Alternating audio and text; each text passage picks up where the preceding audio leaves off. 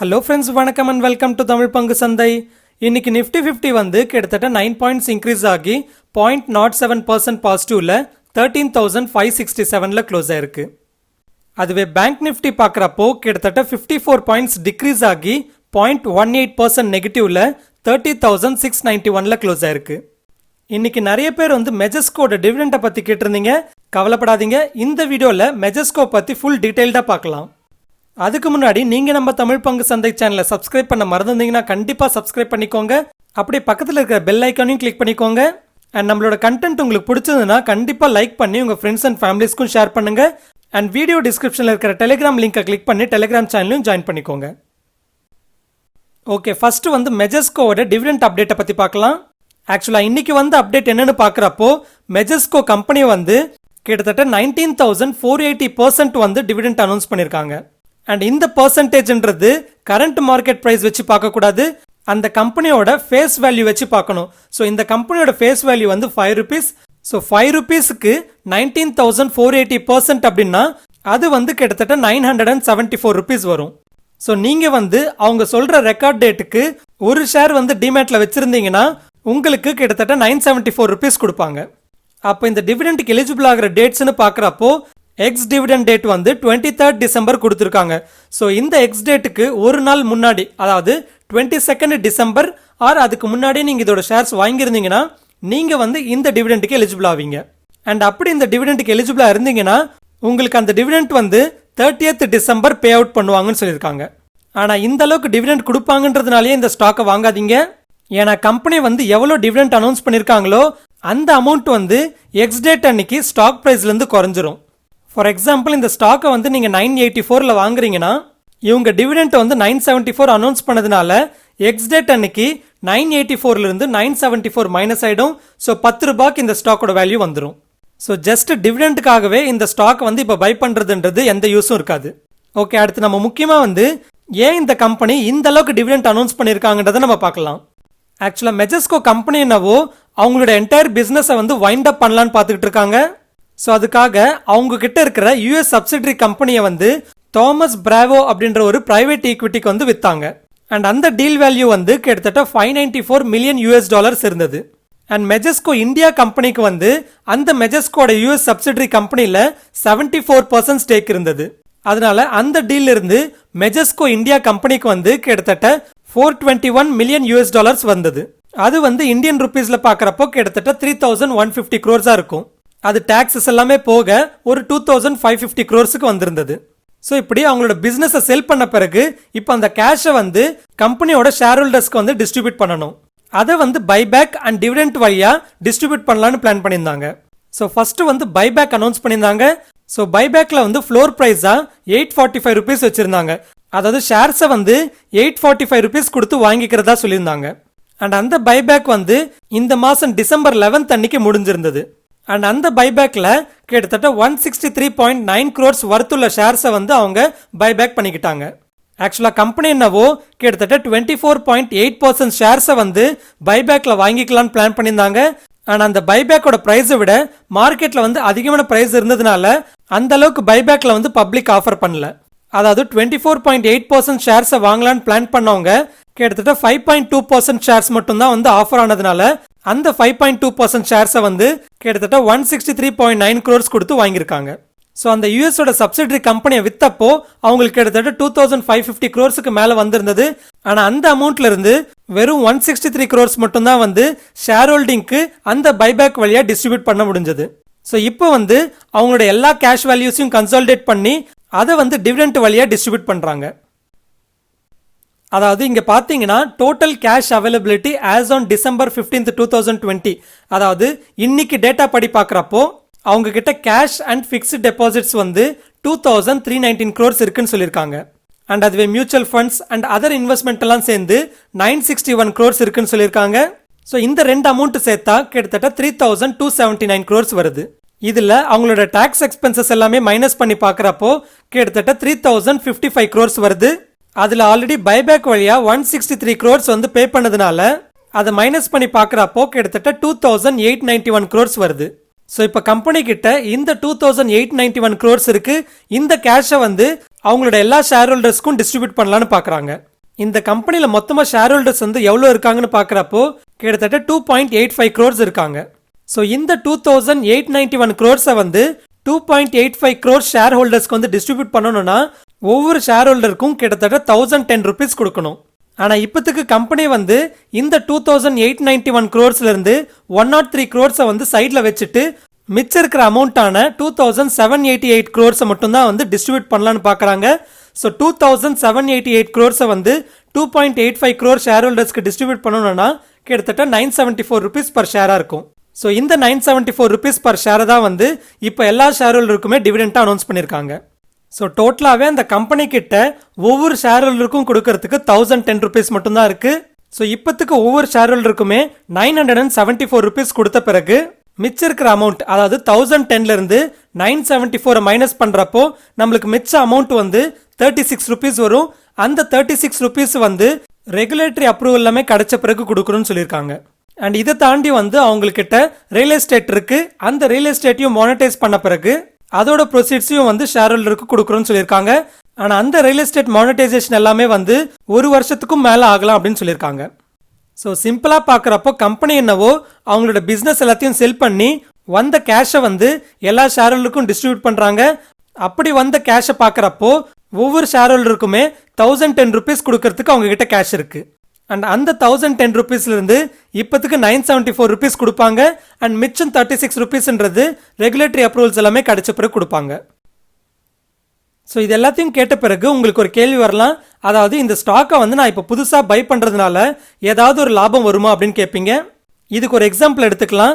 இந்த மெஜஸ்கோ ஷேர் வந்து இன்னைக்கு கிட்டத்தட்ட 983 rupees பர் ஷேரில் க்ளோஸ் ஆயிருக்கு. ஃபார் எக்ஸாம்பிள் நீங்கள் வந்து ஒரு 990 rupeesல வாங்குறீங்கன்னு வச்சுக்கோங்க. ஸோ இப்படி அவங்களோட எக்ஸ் டேட்டுக்கு முன்னாடியே நீங்கள் வாங்கினதுனால உங்களுக்கு வந்து 974 rupees கொடுக்கறதுக்கு எலிஜிபிள் ஆவீங்க. ஆனால் எக்ஸ் டேட்டுக்கு முன்னாடி நாள் வந்து எந்த ப்ரைஸில் க்ளோஸ் ஆகுதுன்னு நம்ம பார்க்கணும். ஃபார் எக்ஸாம்பிள் 990 rupeesலேயே க்ளோஸ் ஆகுதுன்னு வச்சுக்கோங்க. அதாவது எக்ஸ் டேட்டுக்கு முன்னாடி நாள் வந்து 990 rupeesல க்ளோஸ் ஆகுதுன்னா எக்ஸ் டேட் அன்னைக்கு வந்து இதோட ஷேர் பிரைஸ் வேல்யூ வந்து 16 rupees குறைஞ்சிரும். அதாவது 990 rupeesல இருந்து 16 rupees குறைஞ்சிரும். ஏன்னா அவங்க ஆல்ரெடி வந்து இந்த 990 rupeesல இருந்து தான் 974 rupees டிவிடெண்டா நம்மளுக்கு கொடுத்துட்றாங்க. ஸோ அப்போ 990 rupeesல இருந்து 974 மைனஸ் பண்ணி பார்க்குறப்போ 16 rupees இருக்கும். ஸோ எக்ஸ் டேட் அன்னைக்கு இந்த ஷேரோட வேல்யூ வந்து 16 rupees வந்துடும். அதுவே எக்ஸ் டேட்டுக்கு முன்னாடி நாள் வந்து 1000 rupeesல க்ளோஸ் இருந்ததுன்னா ஷேரோட வேல்யூ வந்து 1000 மைனஸ் 974, அதாவது 26 rupees. ஸோ எக்ஸ் டேட்ல இருந்து ஷேரோட வேல்யூ வந்து 26 rupeesல ட்ரேட் ஆக ஆரம்பிக்கும். ஸோ இதனால உங்களுக்கு வந்து எந்த ஒரு ப்ராஃபிட்டும் வராது. ஏன்னா நீங்க வந்து ஆல்ரெடி 1000 rupeesக்கு வாங்கியிருக்கீங்க. ஸோ அப்படி 1000 rupeesக்கு வாங்கின பிறகு அவங்க உங்களுக்கு 974 rupees கொடுத்துட்டாங்க. இப்போ அதோட ஷேர் வந்து 26 rupeesல ட்ரேட் ஆயிட்டு இருக்கு. ஸோ இதனால எந்த ஒரு ப்ராஃபிட்டும் உங்களுக்கு வந்து கெயின் ஆகல. அதுவே அடுத்து அந்த 26 rupeesல இருந்து ஷேரோட வேல்யூ வந்து எந்த அளவுக்கு இன்க்ரீஸ் ஆகுதோ அந்த அளவுக்கு உங்களுக்கு ப்ராஃபிட் வரும். ஆனா அதோட ஷேர் வேல்யூ வந்து மேக்ஸிமமா 36 rupees மட்டும் தான் போறதுக்கு வாய்ப்பு இருக்கு. ஏன்னா அவங்களே ஆல்ரெடி சொல்லிட்டாங்க அவங்க கிட்ட 1010 rupees பர் ஷேர் கொடுக்கறதுக்கு தான் அவங்க கிட்ட கேஷ் இருக்கு. அதுல 974 rupees கொடுத்துட்டாங்கன்னா மிச்ச 36 rupees மட்டும் தான் அவங்க வந்து ஷேர் ஹோல்டருக்கு டிஸ்ட்ரிபியூட் பண்ண முடியும். ஸோ டிபிக்கலா வந்து நீங்க எந்த வேல்யூல வாங்குறீங்கன்னு பாருங்க. அதாவது 1000 rupeesல வாங்கினீங்கன்னா அவங்க சொன்ன 1010 rupeesல மைனஸ் பண்ணி பாருங்க. உங்களுக்கு மேக்ஸிமம் வந்து 10 rupees மட்டும் தான் இதுல ப்ராஃபிட் வரும். அதுவே 980ல நீங்க வாங்குறீங்கன்னா உங்களுக்கு மேக்ஸிமம் வந்து 30 rupees மட்டும் தான் ப்ராஃபிட் வரும். ஸோ அப்போ 30 rupees ப்ராஃபிட் நல்ல ப்ராஃபிட் தானே அப்படின்னு நினைச்சீங்கன்னா அங்கேயும் ஒரு செக் இருக்கு. இது நம்மளோட டெலிகிராம் சேனலையும் நம்ம இன்னைக்கு அப்டேட் பண்ணியிருந்தோம். அதாவது 980 rupeesக்கோ இல்லை 990 rupeesக்கோ இதோட ஷேரை வாங்கினீங்கன்னா உங்களுக்கு அந்த அமௌண்ட் அப்படியே வந்து டிவிடெண்டா உங்களுக்கு டிரான்ஸ்ஃபர் பண்ணுவாங்க. அப்படி உங்களுக்கு டிரான்ஸ்ஃபர் பண்ண டிவிடெண்ட் அமௌண்ட்டுக்கு வந்து உங்களோட இன்கம் டேக்ஸ் லேப் என்னவோ அந்த டேக்ஸ் லேப் படி நீங்க வந்து டேக்ஸ் கட்டணும். நீங்க ஒருவேளை ஸ்டூடெண்டா இருக்கீங்கன்னா இல்ல எந்த ஒரு இன்கமும் இல்லைனா இல்ல ஆனுவல் இன்கம் வந்து 2.5 lakhs கீழே இருக்குன்னா நீங்க வந்து அந்த டிவிடெண்ட் அமௌண்ட்டுக்கு அந்த அளவுக்கு டேக்ஸ் கட்ட தேவை இருக்காது. அதுவே நீங்க வந்து எம்ப்ளாயியா இருந்து ஆல்ரெடி வந்து டேக்ஸ் லேப் 20% இல்ல 30% இருந்தீங்கன்னா அந்த என்டையர் டிவிடெண்ட் அமௌண்ட்டுக்கும் வந்து அந்த 30% இல்ல 20% டேக்ஸோ நீங்க கட்ட வேண்டியதா இருக்கும். ஸோ ஓவராலாக இந்த டிவிடெண்ட் அமௌண்ட்டுக்கு வந்து உங்களோட இன்கம் டேக்ஸ் லேப் படி நீங்கள் டேக்ஸ் கட்ட வேண்டியதுனால இந்த ஷேர்ஸை வாங்கி 20 rupees 30 rupees ப்ராஃபிட்டை விட உங்களுக்கு அதிகமான செலவு தான் நடந்திருக்கும். உங்களுக்கு இன்கமே இல்லை ஆர் இன்கம் டேக்ஸ் லேப் ரொம்பவே கம்மியாக இருக்கிறப்போ நீங்கள் வந்து கன்சிடர் பண்ணலாம். ஆனால் அப்படி இருந்தாலும் உங்களுக்கு இப்போத்துக்கு வெறும் 974 rupees தான் வரும். ஆனால் மிச்சம் இருக்கிற 36 rupeesன்றது எப்போ வரும் அண்ட் எவ்வளோ நாள் ஆகுன்றது கரெக்டாக சொல்ல முடியாது. ஸோ என்ன கேட்டிங்கன்னா இந்த ஸ்டாக்கை புதுசாக வாங்குறதுன்றது தேவையில்லாததுன்னு தான் சொல்லுவேன். ஓகே, அதுவே நீங்கள் வந்து ஆல்ரெடி இந்த ஸ்டாக்கை லோவர் லெவல்ஸில் வாங்கி அதை இப்போ ஹோல்டு பண்ணிட்டு இருக்கீங்கன்னா அப்போ நீங்கள் என்ன பண்ணலான்னு பார்க்குறப்போ நீங்கள் வந்து அதாவது ஆல்ரெடி நீங்கள் வந்து லோவர் லெவல்ஸில் வாங்கி ஹோல்டு பண்ணிட்டு இருக்கீங்கன்னா நம்ம முன்னாடியே சொன்னது போல் உங்களோட இன்கம் டேக்ஸ் ஸ்லாப் வந்து 20% 30%க்கு மேலே இருந்ததுன்னா நீங்கள் வந்து இப்போ ஓப்பன் மார்க்கெட்டில் செல் பண்ணுறதே பெட்டர்னு சொல்லுவேன். ஏன்னா நீங்கள் ஓப்பன் மார்க்கெட்டில் செல் பண்ணுறப்போ ஒன்று உங்களுக்கு வந்து short term capital gain tax இருக்கும், இல்லை long term capital gain tax இருக்கும். அதாவது ஒரு வருஷத்துக்குள்ளே நீங்கள் வாங்கி செல் பண்ணுறதா இருந்ததுன்னா நீங்கள் வந்து ஷார்ட் டேர்ம் கேபிட்டல் கெயின் டேக்ஸாக 15% பே பண்ணணும். ஆனால் அந்த 15%மே உங்களோட கேபிட்டல் கெயினில் தான் வரும். அதாவது நீங்கள் 700ல் வாங்குறீங்க 900ல் விற்கிறீங்கன்னா அந்த 200 ருபீஸுக்கு மட்டும்தான் நீங்கள் வந்து 15% கட்டணும். அண்ட் அதுவே ஓப்பன் மார்க்கெட்டில் விற்காம டிவிடெண்டாக நீங்கள் ரிசீவ் பண்ணீங்கன்னா அந்த என்டையர் டிவிடெண்ட் அமௌண்ட்டுக்கு அதாவது 974 ருபீஸுக்குமே உங்களோட இன்கம் டேக்ஸில் அப்படி நீங்கள் வந்து டேக்ஸ் கட்ட வேண்டியதாக இருக்கும்.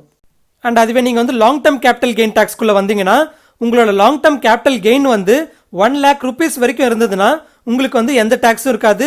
அதுவே அந்த கேபிட்டல் கெயின் வந்து அதாவது அந்த லாங் டேர்ம் கேபிட்டல் கெயின் வந்து 1 lakhக்கு மேலே இருந்ததுன்னா அப்போ வெறும் 10% கட்ட வேண்டியதாக இருக்கும். ஸோ எப்படி பார்த்தாலும் உங்களோட இன்கம் டேக்ஸ் ஸ்லாப் வந்து அதிகமாக இருந்ததுன்னா அதாவது 20% 30%க்கு மேலே இருந்ததுன்னா நீங்கள் வந்து ஓப்பன் மார்க்கெட்டில் செல் பண்ணுறது தான் பெட்டராக இருக்கும். அண்ட் அதுவே உங்களுக்கு இன்கம் இல்லை ஆர் இன்கம் டேக்ஸ் ஸ்லாப் வந்து ரொம்பவே கம்மியாக தான் இருக்குது அப்படின்னு நினச்சிங்கன்னா நீங்கள் வந்து இதோட ஷேர்ஸ் அப்படியே ஹோல்டு பண்ணிக்கிட்டு டிவிடெண்டாக ரிசீவ் பண்ணிக்கோங்க. ஸோ அந்த டிவிடெண்ட் அமௌண்ட்டுக்கு நீங்கள் வந்து டேக்ஸ் அந்தளவுக்கு கட்ட தேவை இருக்காது. ஏன்னா அந்த என்டையர் டிவிடெண்ட் அமௌண்ட் வந்து உங்களோட இன்கம்குள்ளே ஆட் ஆகும். அண்ட் அந்த இன்கம் வந்து ரொம்பவே கம்மியாக இருக்கிறதுனால நீங்கள் எந்த ஒரு டேக்ஸும் கட்ட தேவையில்லாமல் இருந்திருக்கும். ஓகே, என்னால் முடிஞ்ச அளவுக்கு உங்களுக்கு சிம்பிளாக சொல்லியிருக்கேன்னு நினைக்கிறேன். உங்களுக்கு ஏதாவது டவுட்ஸ் இருந்ததுன்னா நீங்கள் வந்து கமெண்ட்ஸில் கேட்கலாம். அண்ட் கண்டென்ட் நல்லா இருந்தாலும் நீங்கள் கமெண்ட்ஸில் சொல்லலாம். அண்ட் அப்படியே கண்டென்ட் நல்லா இருந்ததுன்னா உங்கள் ஃப்ரெண்ட்ஸ் அண்ட் ஃபேமிலிஸ்க்கும் ஷேர் பண்ணுங்கள். அண்ட் யாராவது உங்கள் ஃப்ரெண்ட்ஸ் வந்து மெஜஸ்கோ டிவிடெண்ட் 19,000%, 20,000% கொடுக்குறாங்கன்னு சொல்லி இந்த ஷேர்ஸை புதுசாக வாங்கலாம்னு நினச்சிருந்தாங்கன்னா இந்த வீடியோவை அவங்களுக்கு ஷேர் பண்ணுங்க. ஓகே, அடுத்து இன்னைக்கு FIS அண்ட் DISோட டேட்டா பார்க்குறப்போ FIS வந்து கிட்டத்தட்ட 2,484 crores வந்து நெட் பையிங் பண்ணியிருக்காங்க. அதுவே DIS வந்து 2,666 crores வந்து நெட் செல்லிங் பண்ணியிருக்காங்க. இன்னைக்கு FISோட நெட் பையிங் விட DISோட நெட் செல்லிங் வந்து அதிகமாக இருக்குது. இல்லை இப்படி சொல்லலாம், DISோட நெட் செல்லிங் விட FISோட நெட் பையிங் வந்து கம்மியாக இருக்குது. ஓகே, அடுத்து நாளைக்கு கவனிக்க வேண்டிய சப்போர்ட் அண்ட் ரெசிஸ்டன்ஸ் லெவல்ஸை பார்க்கலாம். நிஃப்டியோட இமீடியட் சப்போர்ட்னு பார்க்குறப்போ 13,400ல் பார்க்குறேன். அதுவே இமீடியட் ரெசிஸ்டன்ஸ்னு பார்க்குறப்போ 13,600ல் பார்க்குறேன். அதுவே பேங்க் நிஃப்டியோட இமீடியட் சப்போர்ட்னு பார்க்குறப்போ 30,320ல் பார்க்குறேன். அதுவே இமீடியட் ரெசிஸ்டன்ஸ்னு பார்க்குறப்போ 30,850ல் பார்க்குறேன்.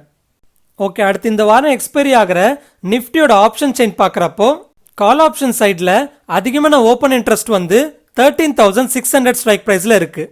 அதுவே புட் சைடில் பார்க்குறப்போ அதிகமான ஓப்பன் இன்ட்ரெஸ்ட் வந்து 13,500 ஸ்ட்ரைக் ப்ரைஸில் இருக்குது. ஸோ ஆப்ஷன் செயினோட ஓப்பன் இன்ட்ரெஸ்ட் அனலைஸ் பண்ணி பார்க்குறப்போ நிஃப்டி வந்து இந்த எக்ஸ்பைரியில் 13,500லேருந்து 13,600க்குள்ளே இருக்குன்னு எதிர்பார்க்கலாம்.